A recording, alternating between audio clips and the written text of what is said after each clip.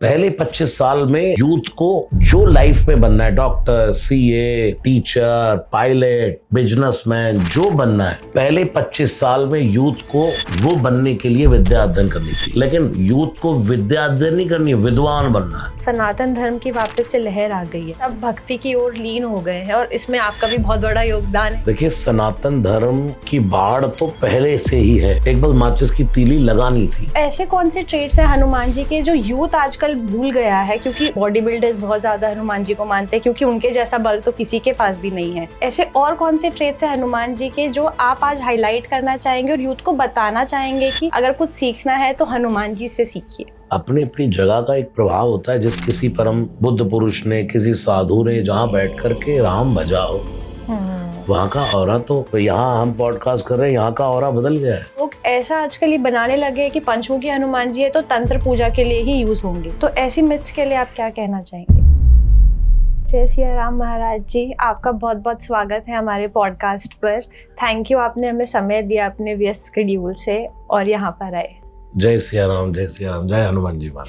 आजकल यूथ आपके भजन सुनता है, लो-फाई म्यूजिक सुनता है और आपके सुंदरकांड पाठ भी सुनता है, जो आपने अभी 37 मिनट्स में सुंदरकांड का पाठ गाया। तो ये सब करने की प्रेरणा आपको कहाँ से मिली? आपका लगाव कैसे शुरू हुआ हनुमान जी से? देखिए, बचपन से ही जन्म जन्म का ही नाता होता, एक जन्म की दौड़ नहीं होती। इसलिए आदि गुरु शंकराचार्य भगवान ने कहा, पुनरपि जननम पुनरपि मरणम पुनरपि जननी जठरे शयनम। बार बार बार बार जीव जन्म लेता है। इसका अर्थ है कि जन्म तो पुनर्जन्म तो है ही, बार बार जन्म लेना। तो ये जन्म जन्म से ही, एक जन्म की दौड़ नहीं होती। जैसे एक नारियल को हम फोड़ते हैं, पहली चोट, दूसरी चोट, तीसरी चोट, 4-5 चोट में वो टूटता है। तो इसका मतलब ये नहीं कि जिस चोट से टूटा लास्ट वाली वही मुख्य है। जितनी चोट उस पर लगी वो सबकी भूमिका है। तो ऐसे ही अगर मैं कहूँ कि इस जन्म का ही ये सब है, तो ऐसा नहीं है। मुझे लगता है न जाने कब से ये यात्रा चल रही है और अब आकर के फलदायी हो गई। दूसरा, सुंदरकांड 37 मिनट में गाने का इसलिए मन में आया कि आजकल लोग शॉर्ट्स चाहते हैं। हाँ जी। भक्ति मार्ग में भी इतना बिजी शेड्यूल है सबका, ये दौड़ भाग दौड़ सब जल्दी जल्दी कर लेना चाहते हैं। तो सुंदरकांड अपने आप में अगर नॉर्मली 37 मिनट में मैंने गाया, तो हनुमान जी की कृपा से जैसे कंठस्थ है तो बिना देखे उसका गायन कर लेते हैं, कई रागों में कर लेते हैं। तो ऐसे ही मन में आया, सबसे पहले गाया 1.5 घंटे में, फिर उसको शॉर्ट किया 1.25 घंटा, फिर 54 मिनट, फिर उसके बाद करते करते एक दिन मैंने कहा बहुत शॉर्ट करना है, तो वो 38 मिनट पर पहुंचा। अभी एक और जो आपने बात की, अभी ये कल परसों डला है, हाँ जी। ये 37 पर पहुंच गया। इससे बाद एक और गा चुका हूं, वो 35 पर आ गया। मन तो मेरा ये है कि जो यूथ जो है, जो सुन रहा है आपके पॉडकास्ट पर, पहली बार ही बोल रहा हूं कि 30 मिनट में मैं सुंदरकांड गाऊं, आधे घंटे में सुंदरकांड गाऊं। और लोग कहते हैं इतनी फास्ट की जरूरत क्या है? फास्ट की जरूरत इसलिए भी है कि जितना समय उतनी जल्दी लोग उसको सुन लें। और दूसरा, जब हम कोई चीज रेगुलर गाते रहते हैं सुंदरकांड, तो वो हमें कंठस्थ हो जाती है चौपाइयाँ। जैसे हनुमान चालीसा है, कितना गाते गाते लोगों को अभ्यास हो गया। ऐसे कितना यूथ ऐसा है, जब मैं सुंदरकांड करता हूँ तो मेरे पास भी पोथी नहीं खुली होती और वो भी बिना बुक के मुख से बोल रहे होते हैं। तो इसका यही कारण है कि शॉर्ट में गया। और जैसे आपने शॉर्ट में गाया, पर आपको क्या लगता, आपको खुद को किस में ज़्यादा अच्छा लगता है? जो आप बिल्कुल ऐसे भावपूर्ण बड़ा सुंदरकांड का पाठ करते हैं, क्योंकि सुंदरकांड के पाठ तो आपको करने को आप पूरा एक दिन भी लगा सकते हैं, 1 घंटे में भी आप कर सकते हैं जैसे आपने बोला, और फिर आप 30 मिनट्स में भी उसको करने का विचार कर रहे हैं। बिल्कुल। आपको खुद भाव किस में ज़्यादा लगता है? देखिए, हम जो नॉर्मली सुंदरकांड के पाठ करते हैं, लगभग 3 से 3.5 घंटा हाँ जी लगता है। उसमें हम कोई ना कोई संपुट रखते हैं। प्रारंभ किया, श्री राम जय राम जय जय राम, श्री राम जय, ये धुन से स्टार्ट करते हैं। उसके बाद श्री राम जय जय राम, श्री राम जय जय राम, जय सिया राम जय सिया राम, जय सिया राम जय सिया राम, श्री गुरु चरण सरोज रज निज मन मुकुर सुधारि, हनुमान चालीसा। फिर श्री रामचंद्र कृपालु भज मन, ये 3 हमारा रहता है। उसके बाद जिसके घर में जिस निमित्त पर सुंदरकांड हो रहा है, किसी के यहाँ विवाह है तो विवाह का संपुट रख दिया, किसी का बर्थडे है तो उसके बर्थडे का जन्म का संपुट रख दिया, कोई किसी का कुछ भी संकल्प नहीं है तो कृपा की चौपाई रख दी, किसी का कोई मनोरथ है तो उस हिसाब से चौपाइयां रख के हम सुंदरकांड गाते हैं। मुझे तो सब में ही आनंद आता है। रामवंत के भजन सुहाए सुनि हनुमंत हृदय दिवाए, और इसमें जामवंत के वचन सुहाए, विलंबित में भी और फास्ट में भी। वो आपका ऐसे है कि जिसको फास्ट चाहिए वो फास्ट सुन ले, जिसको आराम से भगवान की भक्ति में लीन होकर के सुनना है वो उसको वैसे सुन ले। देखिए, सुंदरकांड का एक तैल व्रत धारा की तरह गाते हैं, उसमें टूट नहीं है। हाँ जी। हमारे सुंदरकांड की लय हमने ऐसी बनाई है कि वो ऐसे उतरता चढ़ता है, उतरता चढ़ता है।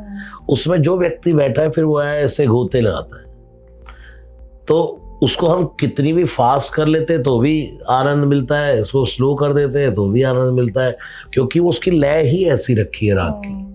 और कई बार मेरा खुद का ऐसा एक्सपीरियंस है, जैसे आप सुंदरकांड सुन रहे हैं या फिर कोई भजन भी सुन रहे हैं, आप इतने लीन हो जाते हैं उस भजन में और आप रोने लग जाते हैं, या फिर आप किसी मंदिर भी जाते हैं तो आपको इतना अटैचमेंट अंदर से फील होता है कि आपके अश्रु रुक ही नहीं पाते हैं।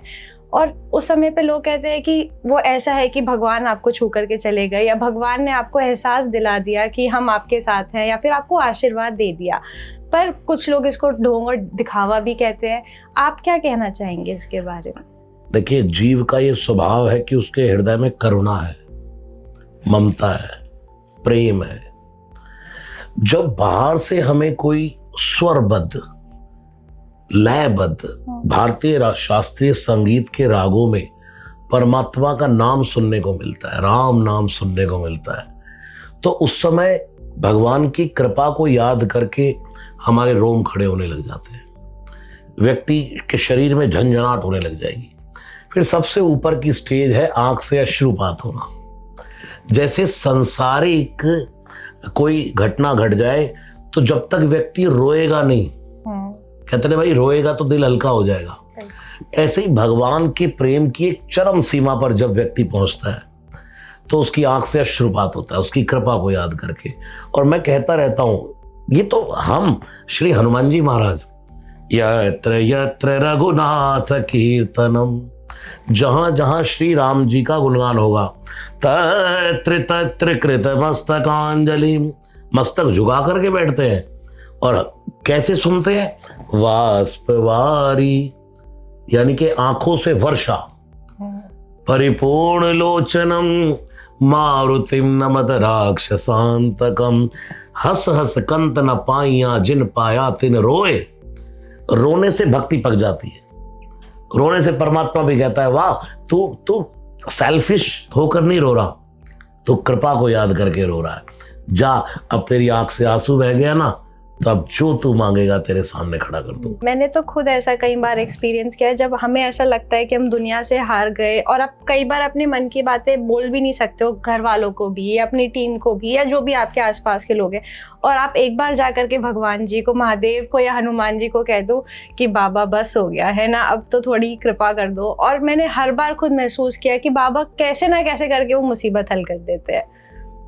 भगवान महादेव सनातन धर्म के पिता है, बिल्कुल, जिसकी जटा खुल जाए तो जल वर्षा होती है। जेहि चरणन सोनिक से सुरसरी, हे शंकर जटा समाई, जिसकी जटा से गंगा निकलती है, मुख से राम कथा। इसलिए भगवान शिव को सबसे ज्यादा क्या प्रिय है? जलधारा। आज भी भगवान महादेव का अभिषेक हम करते हैं शिवलिंग पर तो कितना जल चढ़ता है, लेकिन उसके बाद भी मटका लगाया जाता है, टप टप टप टप बूंद। भगवान महादेव जिनकी जटाओं से गंगा बहती है, जिसका अभिषेक गंगा करती हो, वो एक बार राम बोल दे तो आंख से आंसू बहने लग जाता है। हनुमान जी राम बोल बोल करके, रो रो करके राम नाम कीर्तन करते हैं। चैतन्य महाप्रभु ने कहा, जब आपकी आंख से अश्रु बह जाए तो समझ लेना चाहिए भगवान हमारे सिर पर हाथ फैरा कर कह रहे हैं, तू मेरा है, मैं तेरा हूं, मैं तेरा हूं, तू मेरा। बिल्कुल। जैसे आजकल लोग अगर भक्ति करते भी हैं तो अपने किसी मटेरियलिस्टिक गोल को पूरा करने के लिए करते हैं, माया प्राप्त करने के लिए करते हैं, या फिर कोई भी एक एजेंडा लेकर के भक्ति करते हैं। और मैंने ऐसा भी देखा है कि कुछ दिन उन्होंने हनुमान जी की भक्ति की, कुछ दिन महादेव की, कुछ दिन बाद फिर वो चलो हमारा एजेंडा पूरा नहीं हुआ तो हम कृष्ण जी की भक्ति करके देखते हैं। आपको क्या लगता है कि ऐसे बार बार एक भगवान से दूसरे, है तो सब एक ही रूप, सिर्फ है तो सब एक ही वो, बट लेकिन रूप अलग अलग है, पर फिर भी जैसे इंसान एक भगवान से दूसरे भगवान पर शिफ्ट होता जाता है, क्या ये सही है? देखिए, मैं ये बातें कई जगह कह चुका हूं कि सनातन धर्म एक है। हाँ जी। और मैं अपने सुंदरकांड में कहता भी हूं कि जीवन में राम के मंदिर में जाओ तो उनकी मर्यादा का दर्शन करो। राम कौन है? सनातन धर्म की मर्यादा। राम हो विग्रहवान धर्म साधु सत्य पराक्रमा, मोहि अतिशय प्रतीत मन केरी, जिन सपने पर नार न हेरी। जिस राम ने कभी सपने में भी परनारी का दर्शन नहीं किया, ऐसी राम की मर्यादा। राम से मंदिर में जाओ, राम के दरबार में जाओ तो कभी मांगिए मत, उनकी मर्यादा का दर्शन करो। अगर यूथ मांगने की बात है, शिफ्टिंग की, मैं सीधा बता रहा हूं कि क्या करना चाहिए। करना आपको है, मेरी माननी जरूरी नहीं है, लेकिन जो मैं करता हूं, राम के मंदिर में जाओ, उनकी मर्यादा का दर्शन करो। सुंदरता का दर्शन करना है श्री कृष्ण के मंदिर, उनकी मूरत को देखो तो देखो, अधरम मधुरम, क्या होठ देखो, वदनम मधुरम, बोलना तो देखो, हृदयम मधुरम गमनम मधुरम, हृदय मधुर, चलना मधुर, मधुराधिपते रखिलम मधुरम। कृष्ण से ज्यादा सुंदर कौन? इसका अर्थ ये नहीं कि राम सुंदर नहीं है, लेकिन सुंदरता देखनी हो तो श्री कृष्ण की, मर्यादा देखनी हो तो राम की। लेकिन जीवन में आपको कुछ मांगना है तो किसी और से मत मांगिए, जाइए महादेव के द्वार। आशुतोष तुम ऑर्डर दानी, आरत हरो दीन जन जानी, मांगई हृदय महेश बनाई, कुशल मात पितु परिजन भाई। ये मैं आपको इसलिए कह रहा हूं, दशरथ जी ने जब देखा पूरा राज्य त्रस्त हो गया, राम बन चला, सीता चल पड़ी, लक्ष्मण चल पड़ा, भरत नहीं है, शत्रुघ्न नहीं है, तो उस समय धरती पर गिरे गिरे दशरथ जी कहते हैं, आशुतोष तुम ऑर्डर दानी, आरते हरो दीन जन जानी। मैं दीन हूं, हे महादेव, मेरी इस समस्या का, इस मुसीबत से मुझे निकालो। और जब भरत जी के पास सूचना गई, जब भरत के पास ननिहाल घोड़े गए लेने के लिए, उनके मंत्री गए, तो रात को भरत जी को बुरे बुरे सपने आ रहे, और वहां भरत जी ने क्या किया?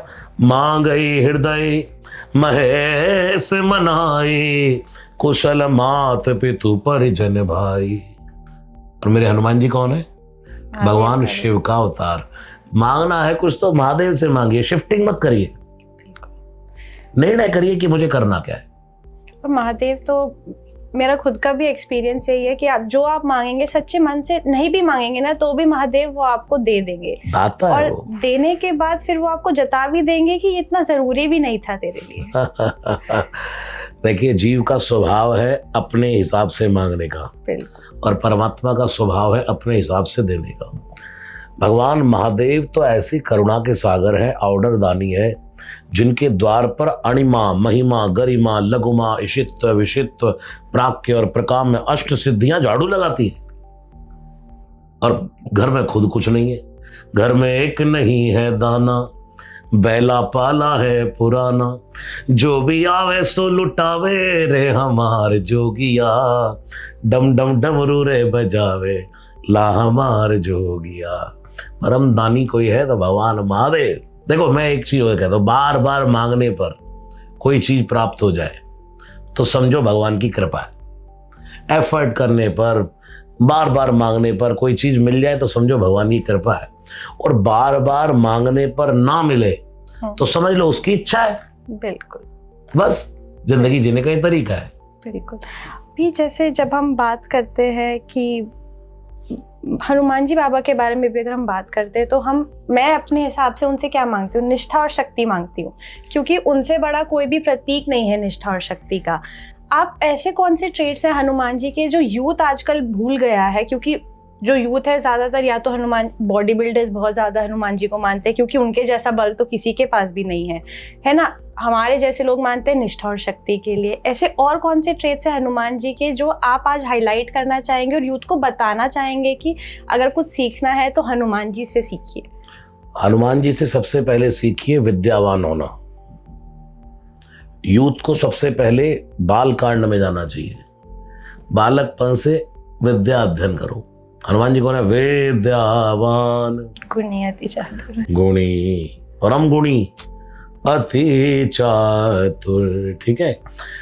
और मैं कहता हूं कि उम्र को 4 भागों में बांटा है आदि गुरु शंकराचार्य भगवान ने। प्रथमे नार्जितेम विद्याम, पहले 25 साल में जिसने विद्या अर्जित नहीं की, पहले 25 साल में यूथ को जो लाइफ में बनना है, doctor, CA, teacher, pilot, businessman, जो बनना है, पहले 25 साल में यूथ को वो बनने के लिए विद्या अध्ययन करनी चाहिए। लेकिन यूथ को विद्या अध्ययन नहीं करनी है, विद्वान बनना है। रावण कौन था? विद्वान। हनुमान जी कौन थे? विद्यावान। विद्यावान होने के बाद हनुमान जी परम विद्यावान है और रावण विद्वान है। विद्वान होने के बाद रावण राम जी की सीता हर लाया, यानी कि राम की शांति चुरा लाया। और विद्यावान कौन है? जिसको कुछ लेना देना नहीं है, वो शांति ढूंढने निकला है। कभी कभी व्यक्ति विद्या अर्जित नहीं करता। युवाओं को क्या करना है? अपने एफर्ट करना है। 3 चीजें हैं जीवन में। सबसे पहला है एफर्ट, यानी कि पुरुषार्थ। उसके बाद है दूसरी पुकार। पहले पुरुषार्थ करो, उसके बाद पुकार करो, फिर उसके बाद भगवान से पुकार करने के बाद तीसरा है प्रतीक्षा। पुरुषार्थ, पुकार और प्रतीक्षा। हम लोग पुरुषार्थ भी कर लेते हैं, एफर्ट भी कर लेते हैं, प्रेयर भी कर लेते हैं, प्रतीक्षा नहीं कर पाते। धैर्य नहीं है। और नारद भक्ति सूत्र कहता है धैर्य कंथा, रही मन चुप बैठे रहो, देख दिनन के फेर, जब अच्छे दिन आएंगे तो तेरी बनत न लगी है देर। सही बात। और धैर्य ही वो चीज है जिससे कि आप मुश्किल से मुश्किल वक्त से गुजर जाएंगे। पर वही है, इंसान जब मुश्किल वक्त आता है, इंसान सबसे पहले धैर्य ही खोता है। धीरज धर्म मित्र अरु नारी, आपत काल परखिए चारी। आप देखो किसी की मृत्यु हो जाए, घर में कोई अप्रिय घटना घट जाए, तो 4 लोग आके ये कहते हैं भाई कोई बात नहीं यार, धीरज रख, धैर्य रख, ये समय निकल जाएगा, निकल जाएगा। यानी कि पेशेंस जिसके जीवन, राम के जीवन में क्या था? इधर तो राजा दशरथ जी ने कह दिया कि युवराज बना दूंगा कल मैं राम को राजा बना दूंगा। और जब रात्रि में अपने केकई के कक्ष में प्रवेश किया तो वहां सारी बाजी पलट गई। उधर कौशल्या आरती का थाल लेके खड़ी है, आओ राजन, राजकुमार बन गए, राजा बनने वाले हो। भगवान राम ने क्या कहा? अगर डायरेक्ट कह दूंगा कौशल्या जी को कि नहीं मुझे तो वनवास मिल गया, क्या कह रहे? पिता दीन मोई कानन राजू। कानन कहते हैं जंगल। राजा, माँ मुझे पिताजी ने ना बहुत बड़ा राजा बनाया है। बेटा बहुत बड़ा राजा बनाया मतलब पिताजी ने मुझे अयोध्या का राजा नहीं बनाया। पिता दीन मोई कानन राजू, जंगल का राजा। और फिर क्या बोले? बरसी 4-10, बरसी 4-10 में लौट कर आ जाऊंगा। अब ये नहीं कह रहे बरस 10-4, 10 और 4 कितने होते हैं? 14। लेकिन पहले क्या कहा? बरसी 4 फिर 10, यानी कि माँ 4 और 10 14 वर्ष का वनवास है। बस जंगल का राजा हूं, 14 वर्ष के लिए लौट आऊंगा। पेशेंस तो देखो, ये करना है यूथ को। हनुमान जी से ये सीखना है, राम से ये सीखना है, सहजता, धैर्य। बिल्कुल। और हनुमान जी को लेकर के कुछ कुछ बहुत मिथ्स भी आजकल है, जैसे कि लेडीज को हनुमान जी की पूजा नहीं करनी चाहिए। लोग कहते हैं कि पंचमुखी हनुमान जी को आप तंत्र विधि के लिए यूज करते हैं। अरे हनुमान जी तो खुद ही भूत पिशाच को दूर भगाते हैं, ये सब बुरी विधियों को दूर भगाते हैं। तो लोग ऐसा आजकल ये बनाने लगे हैं कि पंचमुखी हनुमान जी है तो तंत्र पूजा के लिए ही यूज होंगे। तो ऐसी मिथ्स के लिए आप क्या कहना चाहेंगे? देखिए, यदि हनुमान जी पर ब्रह्म परमात्मा भगवान शिव का अवतार है तो वो भगवान महादेव का अवतार होने के नाते स्वयं परमात्मा है। ठीक है। और परमात्मा स्त्री पुरुष नहीं देखता है, लिंग भेद परमात्मा के यहां नहीं है, ये तो मनुष्य ने किया। श्री हनुमान जी महाराज की उपासना स्त्रियां करें, बेटियां करें, पुरुष नपुंसक नारी वा जीव चराचर कोई हिंदू मुस्लिम सिख ईसाई कोई भी करे, किसी के लिए कोई रोक टोक नहीं है। मैं उस आदमी को ढूंढ रहा हूं जिसने ये कहा था कि माताओं को स्त्रियों की पूजा हनुमान जी की पूजा नहीं करनी चाहिए। अभी मैं सुंदरकांड कर रहा था। कहाँ कर रहे थे बाबा? हम सुंदरकांड कर रहे थे नोएडा में। तो जैसी आरती होते होते मैं करा आरती की जय हनुमान लला के, इधर आरती चल रही है और एक व्यक्ति मैंने देखा, एक स्त्री के हाथ से थाल छीन लिया उसने। नहीं तुम नहीं, हट जाओ तुम नहीं, बड़े विद्वान बनेंगे, बड़े ज्ञानी बनेंगे। मैंने आरती के बीच में उसको मैंने कहा क्यों नहीं आरती करने दे, आरती करने दो इनको, आरती दो। उस समय तो वो कुछ बोला ही नहीं। फिर बाद में मैंने उसको बुलाया, क्यों नहीं आरती करने देते तुम इनको? बोले नहीं, औरतों को हनुमान जी की आरती नहीं करनी चाहिए। क्यों नहीं करनी चाहिए? कहाँ पढ़ा तुमने, बताओ कहाँ लिखा है, बताओ कौन से शास्त्र में लिखा है, दिखा दो मुझे। और किस व्यक्ति ने कहा है उसे ढूंढ के लाओ, तुम्हारी कोई चैन तो है, उसे लेके आओ। फिर मैंने उसको बड़े प्यार से समझाया कि जब रावण का वध हो गया तब मां जानकी को हनुमान जी बताने गए कि अब रावण का वध हो गया, अब आप मुक्त हैं मां। उस समय भगवती जगदम्बा का देव तो इतरे लोक के मां किमपि नहीं वाणी समा, मेरी वाणी में आ नहीं रहा बेटा, तुझे क्या दे दूं। फिर क्या दिया? सुन सुत सदगुण सकल तव हृदय बसे हनुमंत। इतने में देखा लंका की राक्षसियां खड़ी हैं और वो हनुमान जी की पूजा कर रही है, आरती उतार रही है। फिर मैंने कहा कि लंका की राक्षसियां हनुमान जी की पूजा उतार लें, आरती कर लें, और भारत की बेटियां, भारत की माता बहनें नहीं। सही बात है, यही तो है, लोग कुछ कुछ बातें ऐसी चलित कर देते हैं जिनका कोई सर या पैर ही नहीं होता। बिल्कुल, भगवान तो सबके बराबर है ना, चाहे मेरे पास इतनी कॉल्स आती है, मैं महाराज जी मैं बिटिया बोल रही हूँ, मैं अनमैरिड हूँ या मैं मैरिड हूँ, या हमारे पास व्हाट्सएप पे लोग मैसेज, अब टाइम नहीं होता इतना बात किसी से हम कर भी नहीं पाते, तो हम व्हाट्सएप पर मैसेज छुड़वा लेते हैं। जिसका मेरे को समय मिलता है मैं बोल देता हूँ ये रिप्लाई कर दो। एक कितने लोगों ने मैं बेटी हूँ, मैं करूँ नहीं करूँ, ये मेरे घर में ये, तो मैं उसको कहता हूँ देखो आपके शरीर का कुछ धर्म है, जिस समय आप उस धर्म में है तो उस समय पूजा निषेध है, ठीक है, लेकिन हनुमान चालीसा का पाठ करना निषेध नहीं है। आप उस समय भी, उस पीरियड के दौरान भी मन से, मुखवाणी से राम भजो, हनुमान चालीसा करो, उससे कोई आपत्ति नहीं है। हाँ, पूजन करने के लिए मना है, तो जो शास्त्रों की विधि है उस पर चलना आवश्यक है, लेकिन मन से जाप करने में कोई भी किसी प्रकार की कोई प्रॉब्लम नहीं। बिल्कुल, जाप करने के लिए तो आपको कोई साधन भी नहीं चाहिए, आप बैठे हैं सिर्फ जाप कर लीजिए, गाड़ी में है तो जाप कर लीजिए, ऑफिस में बैठे हैं तो जाप कर लीजिए, जब मर्जी। मैं तो कहता हूँ चलते फिरते करो। अभी मैं यहाँ आया हूँ, हनुमान चालीसा करके आया हूँ गाड़ी में। बिल्कुल, अपना तो रोज का नियम है, हनुमान चालीसा करना ही गाड़ी में बैठते ही है। हमारा भी वही नियम है, गाड़ी में बैठते ही आपका भजन सुनना है सबसे पहले। हमने क्या किया, अभी 2 साल पहले लगभग कोविड के दौरान एक हनुमान चालीसा फेसबुक पर करना शुरू किया। वो आज 806 हुए हैं, यानी कि 806वां आपके यहाँ करके आया हूँ। तो कितने लोगों ने हमें देख देख करके दैनिक हनुमान चालीसा करना स्टार्ट कर दिया।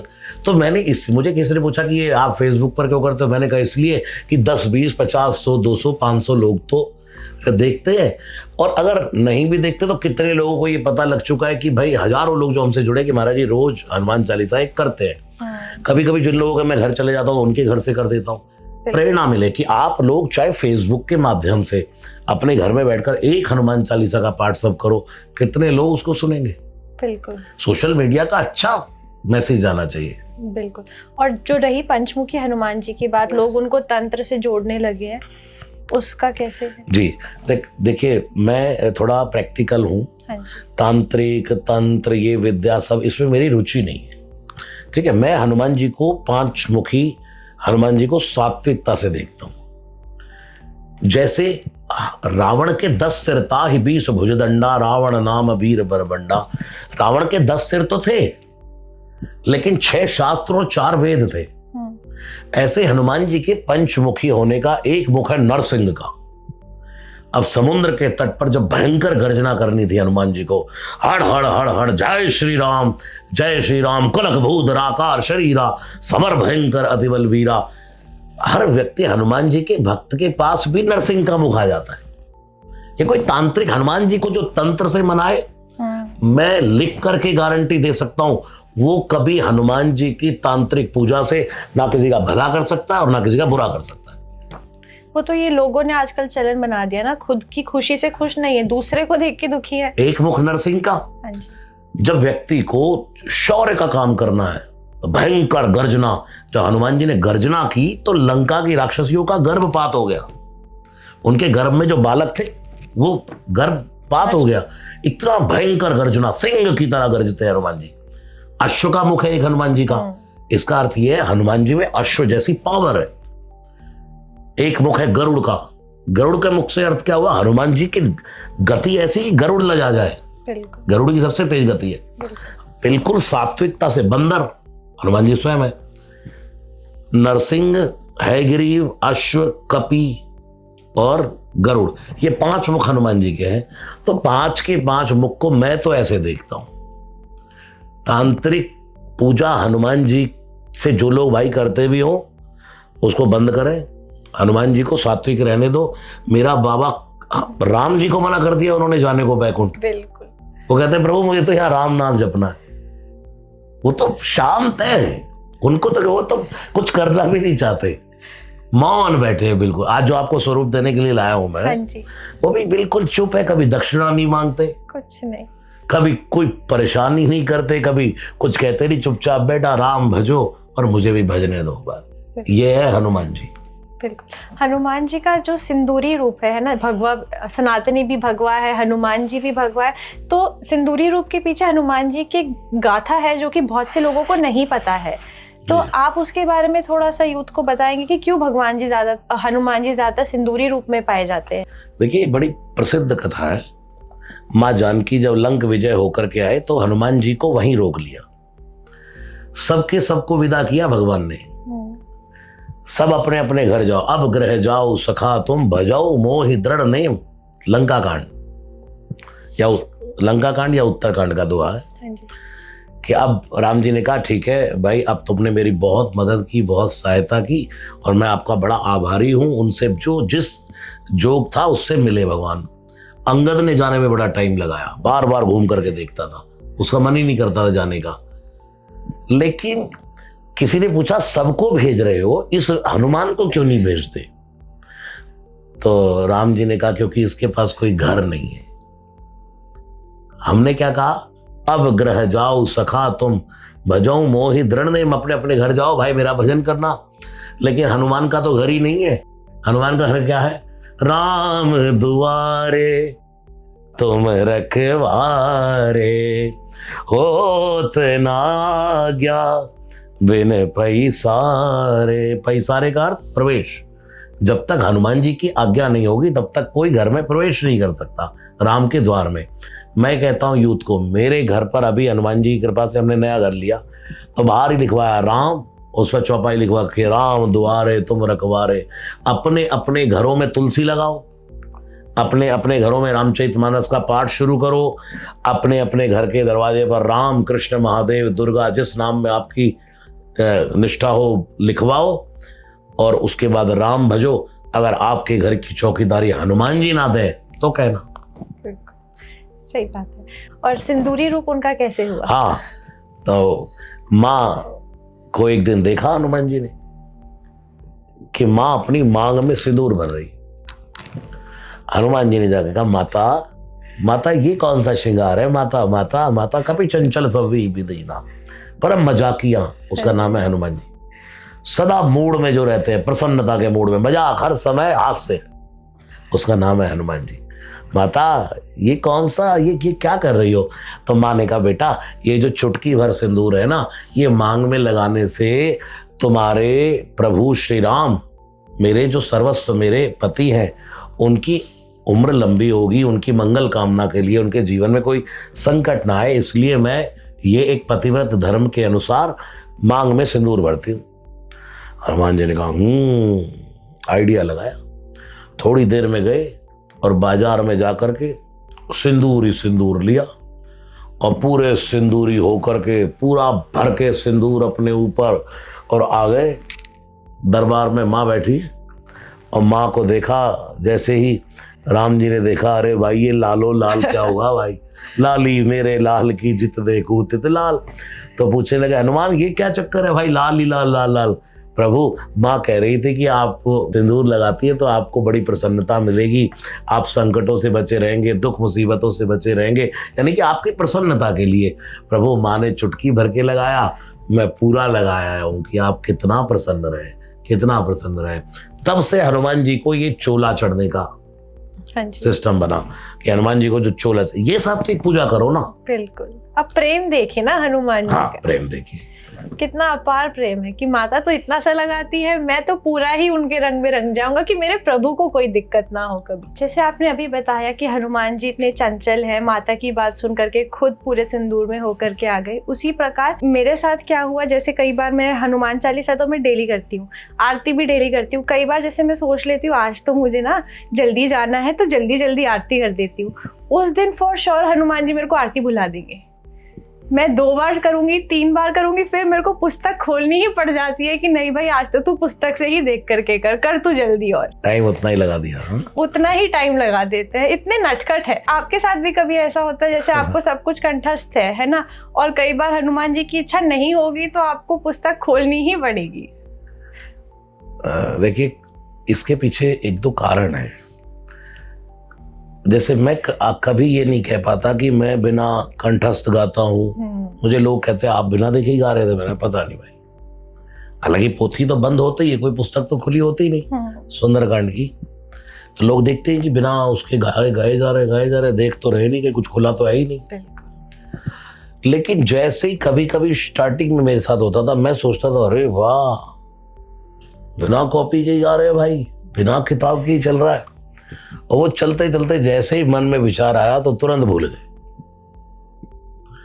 फिर मैं एक दिन बापू की कथा सुन रहा था, मुरारी बापू। उन्होंने कहा कि व्यास पीठ पर जब बैठो तो उसके शरणम प्रपद्ये हो जाओ, उसकी शरण हो जाओ।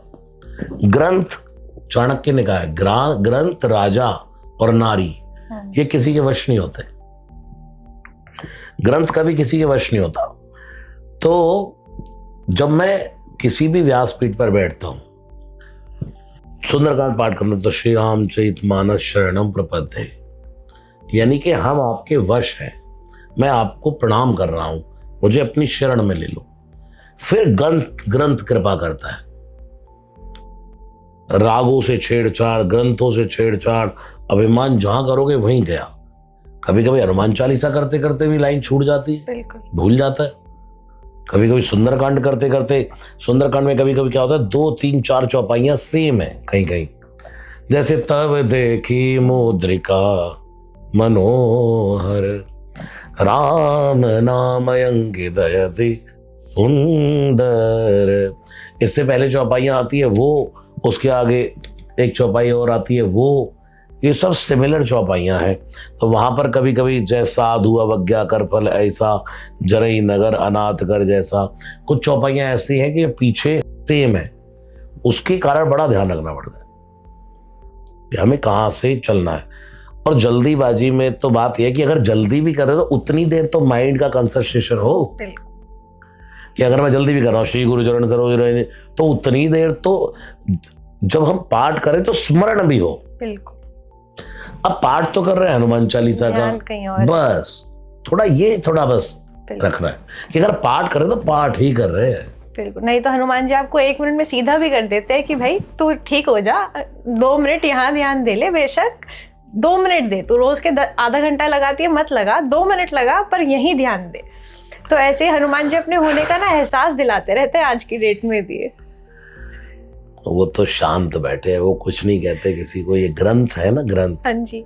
और वही ग्रंथ की एक मर्यादा होती है। बिल्कुल। मैं कहता हूं कि जैसे दुनिया का सबसे बड़ा वेद तो है ही, लेकिन निगमागम सम्मतम यद रामायणे निगदितम क्वचिदन्य दोपी स्वांत सुखाय तुलसी रघुनाथ गाथा भाषा निबद्ध मति मंजुल मात नोती।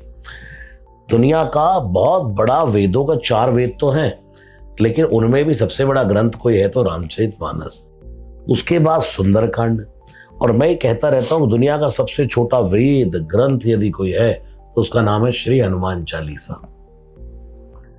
तो ये हम कभी भगवान के भजन से छेड़छाड़ करते तो ठीक है आपकी बात, की हनुमान जी कहते हैं थोड़ा भाई संभल के। हाँ, जैसे हनुमान जी इतने नटखट, आपने भी बताया कि ना बहुत ही चंचल स्वरूपी है, वैसे उनके बालपन की बहुत सारी कथाएं जो है वो बाहर नहीं आती है। ऐसी कोई एक कथा जो आप हमारे साथ शेयर कर सके, ऑडियंस के साथ शेयर कर सके। बचपन में श्री हनुमान जी महाराज को भूख लगी, सब जानते हैं बालपन में।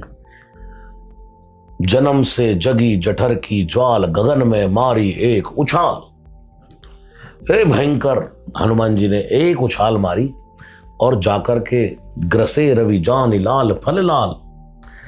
उससे पहले एक ही घटना तो सबको पता है, उससे पहले हनुमान जी के मन में यह आया कि मैं विद्या अध्ययन करूं तो कोई गुरु चाहिए, टीचर चाहिए। और हनुमान जी तो बुद्धि मदाम वरिष्ठम है, तो हनुमान जी विद्या अध्ययन करने के लिए गए भगवान सूर्य के पास। सूर्य का नाता है हनुमान जी से, इसलिए मैं युवाओं को कहता हूं कि रोज एक लोटा जल भगवान सूर्य को दो। दुनिया में सूर्य की तरह चमकना है तो भगवान सूर्य को जल अर्पण करो।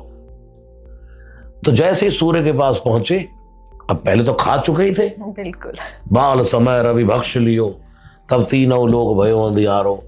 बड़ी मुश्किल से छुड़ाया था। हनु प्रहार किया जब इंद्र ने, तो इंद्र का वज्र चूरा चूर हो गया। ताकी है तमक ताकी और को, जाको है सब भांति, भरोसो कपि केसरी किशोर को, जाकी चिबुक चोट चूरन किए रद मद पुलिस कठोर को। तुलसीदास जी तो कहते हैं कि हनुमान जी की ठुड्डी का कुछ नहीं बिगड़ा, उसका वज्र चूर चूर होकर के गिर गया। तो हनुमान जी जब पहुंचे सूर्य भगवान के पास, सूर्य भगवान ने देखा, ओहो ये तो बड़ा गड़बड़ है भाई, इसको तो कहीं देखा है। ओ ध्यान लगा, ओ ये तो वही बालक है जो मुझे बचपन में उड़ के आया था और खा गया था, तो ये फिर आया, अब खतरे से खाली नहीं है। सूर्यदेव ने कहा कैसे आना हुआ? गुरुदेव आपसे शिक्षा अध्ययन करने आए, पढ़ाई करने आए। अब सूर्यदेव ने सोचा थोड़ा बहाना मारो, इसको यहां से भगाओ कैसे भी करके। सूर्यदेव ने कहा भाई गुरु शिष्य को अगर अध्ययन करना है तो आमने सामने बैठना पड़ेगा ना भाई। टीचर सामने मुख होगा और शिष्य का सामने मुख होगा तभी तो समझाएंगे।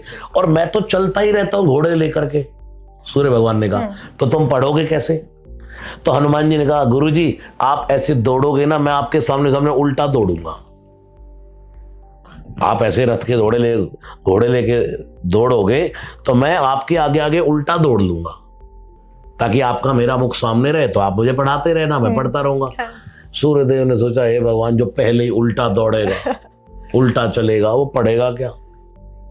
और हनुमान जी का सात्विक तात्विक अर्थ मानो ये है, गुरुदेव जीवन तो जैसा भी चल रहा था चल ही रहा था, गुरु की शरण में आने के बाद भी शिष्य का जीवन उल्टा पलटा नहीं, तो अध्ययन करने का क्या फायदा?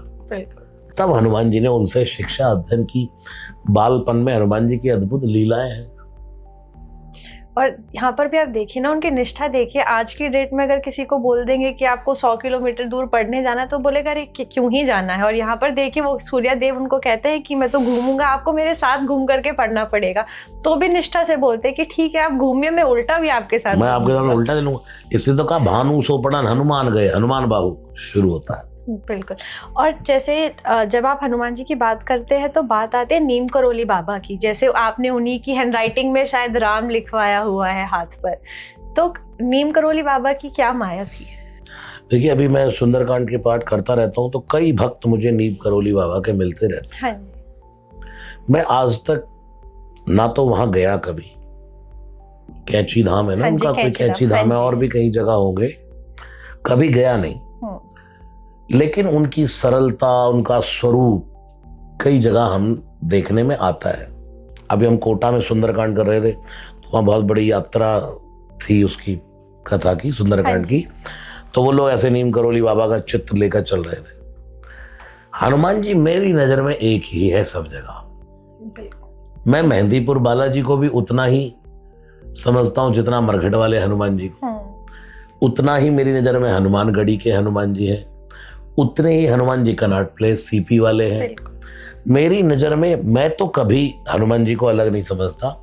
नीम करोली बाबा के बारे में मेरा कोई उनसे, मैं ना कभी वहां गया ना मुझे कोई उनके बारे में पता, लेकिन उनका स्वरूप देखता हूं तो बड़ी सात्विकता, बड़ा आनंद मिलता है कि सच में हनुमान जी की उन पर कृपा थी।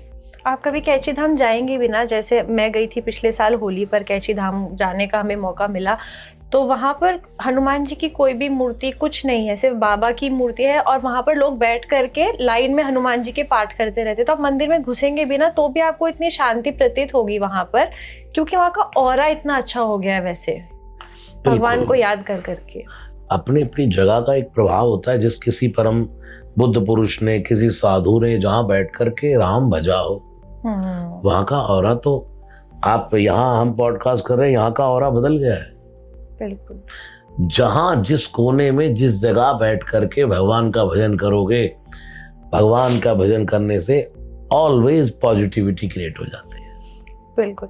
दूसरा, आजकल जैसे सनातन धर्म की वापस से लहर आ गई है ना, सब भक्ति की ओर लीन हो गए हैं, और इसमें आपका भी बहुत बड़ा योगदान है कि आपने ऐसे भजन बनाए कि यूथ उनको सुन करके अटैच्ड फील करता है एक तरीके से। तो अभी सनातन की वेव को आगे ले जाने के लिए आपके हिसाब से यूथ क्या अच्छा और कर सकता है?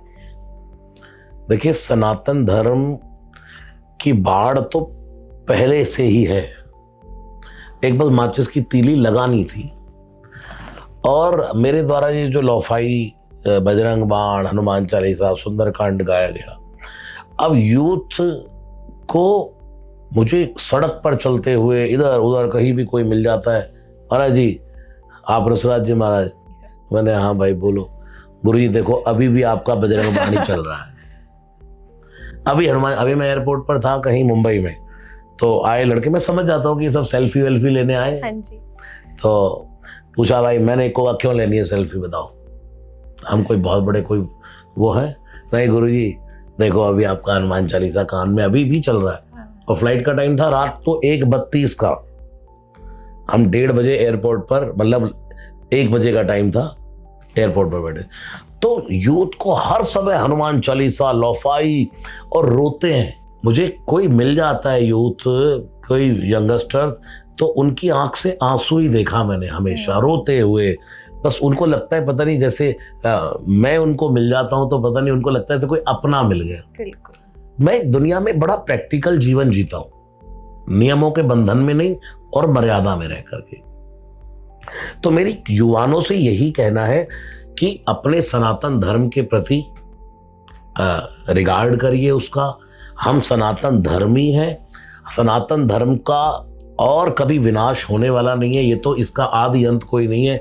आगे सनातन धर्म, मुझे लोग कहते हैं भारत का भविष्य कैसा होगा, मैं कहता हूं मेरी नजरों से देखो भारत का भविष्य बड़ा उज्जवल होने वाला है। बिल्कुल। तो यूथ को यही करना है भैया, हर समय जब समय मिले भगवान का भजन करो, राम भजो, हनुमान चालीसा करो, भगवान महादेव को जल चढ़ाओ, सूर्य भगवान को जल चढ़ाओ, अपने माता पिता का सत्कार करो, और अपने कर्म को पूजा समझकर जुट जाओ, फल परमात्मा देगा। बिल्कुल, फल की आशा में आप कोई कर्म मत करो। बिल्कुल। और जैसे कि जिससे पहले कि हम पॉडकास्ट को एंड की तरफ लेकर के चले, एक और क्वेश्चन मेरे दिमाग में था। कुछ लोगों को मैंने देखा है, वो बोलते कि बाबा हमें सपने में आए, हमें ये बोल करके गए। मेरे को पर्सनल लेवल पे ऐसा लगता है कि हम उस लेवल पे पहुंचे ही नहीं अभी तक कि भगवान हमारे सपने में आ जाए। कितने बड़े बड़े साधु संत बैठे हैं जिन्होंने आज तक कभी कबूला भी नहीं कि बाबा हमें मिले या फिर उनकी प्राप्ति हुई। तुलसीदास को आप देख लीजिए, जिन्होंने कितने परिश्रम करे अपने पूरे जीवन में बाबा के दर्शन करने के लिए। आप ही के पॉडकास्ट में मैंने सुना था कि कैसे वो कथा में पहले जा करके बैठते थे हनुमान जी के पैर पकड़ने के लिए। तो इसके बारे में आपका क्या कहना है? जो लोग आजकल दिखावा करने लगते हैं कि बाबा सपने में आए, मेरे ऊपर सवारी आ गई उनकी, और ये सारी चीजें। देखिए, मेरे से लोग कहते हैं आपको हनुमान जी का दर्शन हुआ, तो मैं कहता हूं नहीं। अच्छा, आप तो इतना सुंदर कारण हुआ भी तो ये बताने वाली बातें थोड़ी है। मैं फिर ये बोलता हूं, मैंने कहा अगर हुआ भी तो आपको क्यों बताएं। सही बात। और दूसरा मैं ये कहता हूं मुझे करना ही नहीं। क्यों नहीं करना? क्योंकि अपने वो भीतर वो सामर्थ्य नहीं है। बिल्कुल। तो फिर आप हनुमान जी का दर्शन नहीं करना चाहते? मैंने कहा नहीं। तो फिर क्या चाहिए हनुमान जी से आपको? मैं कहता हूं भाई, हनुमान जी की कृपा का एहसास मुझे ऑलवेज है। उनकी कृपा 24 घंटे, हर क्षण। हम 3 सुंदरकांड करते हैं एक दिन में। लोग कहते हैं इतनी एनर्जी, ये वो पावर कहां से लाते हो? मैंने कहा कहीं जाती हो तो लाए ना। बिल्कुल। पावर कहीं जाती हो तो लाए। हनुमान जी की कृपा तो एनर्जेटिक है।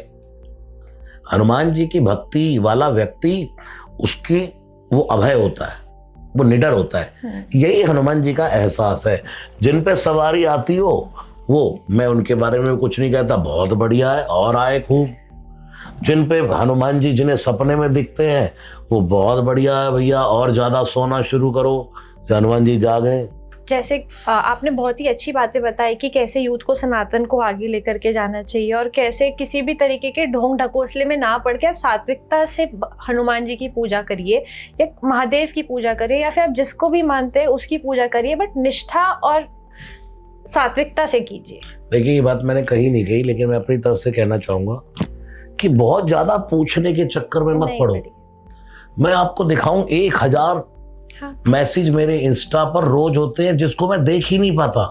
और आधे लोगों के प्रश्न क्या है, मैं हनुमान चालीसा स्टार्ट कर दूं, दिन में करूं कि दोपहर को करूं कि शाम को करूं कि नहा के करूं कि बिना नहाए करूं, खा के करूं कि बिना खाए करूं। मैं कहता हूं तू 10 बार खा ले यार, उसके बाद कर ले। तू 10 बार नहा ले यार, उसके बाद कर ले। जब तेरा मन करे तू स्टार्ट तो कर, दिन में कर, रात में कर। बाबा तो सदा जागा है, चारों जुग प्रताप तुम्हारा, दिन रात जागता है हनुमान जी महाराज। अजर अमर है अश्वत्थामा बलिर्व्यासो हनुमांश्च विभीषणाः कृपा परशुरामश्च सप्तैत चिरजीविनः। वो तो सदा अमर है। और दूसरी बात, हनुमान जी को ऐसे सोचो ना कि भाई अगर मुझे हवा लग रही है, मुझे शीतलता प्रदान हो रही है, तो ये मेरा हनुमान ही तो है। पवन पुत्र है, पवन साक्षात वात जातम नमामि, यानी कि हवा के पुत्र है, हवा का बेटा है। बिल्कुल। नहीं महाराज जी, आपने जो आज यहाँ पे इन्फॉर्मेशन शेयर की, मैं चाहूंगी कि ऑडियंस ये सब कुछ अपने जीवन में भी अपनाए, क्योंकि बहुत ही सरल चीज़ें जो हर एक इंसान कर सकता है, ऐसा कुछ भी नहीं है जो हम नहीं कर सकते हैं। अभी जैसे हम पॉडकास्ट को एंड कर रहे हैं महाराज जी, आपकी मधुर आवाज में कोई एक छोटा सा लोफाई भजन टाइप्स कुछ हो जाए। बजरंग बाण सुना देता हूँ, तो बिल्कुल। राम राम राम श्री राम, राम राम राम, राम राम राम राम राम श्री राम, राम राम राम राम। निश्चय प्रेम प्रतीति ते विनय करे सन्मान, तेहि के कारज सकल शुभ सिद्ध करे हनुमान। जय हनुमंत संत हितकारी, सुन लीजय प्रभु अर्ज हमारी। जन के काज विलंब न कीजय, आतुर दौरी महासुख दीजय। जैसे कूद सिंधु के पारा, सुरसा बदन पैठ बिस्तारा। आगे जाए लंकिनी रोका, मारे उलात गई सुरलोका। जाय विभीषण को सुख दीना, सीता निरख परम पद लीना। बागुजार सिंधु महाभोरा, अति आतुर जमका तुर दोरा। और वो लाइनें कितनी देखो चली हैं। बिल्कुल।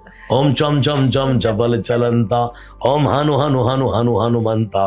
ओम हम हम देत कवि चंचल, ओम सम सम सहमी बराने घल दल। जय हनुमान जय हनुमान जय हनुमान जय हनुमान जय हनुमान जय हनुमान। जय सिया राम जय सिया राम। इसी के साथ हम पॉडकास्ट को एंड करना चाहेंगे महाराज जी। जय सिया राम। खूब खूब प्रणाम। जय सिया राम, जय हनुमान जी महाराज।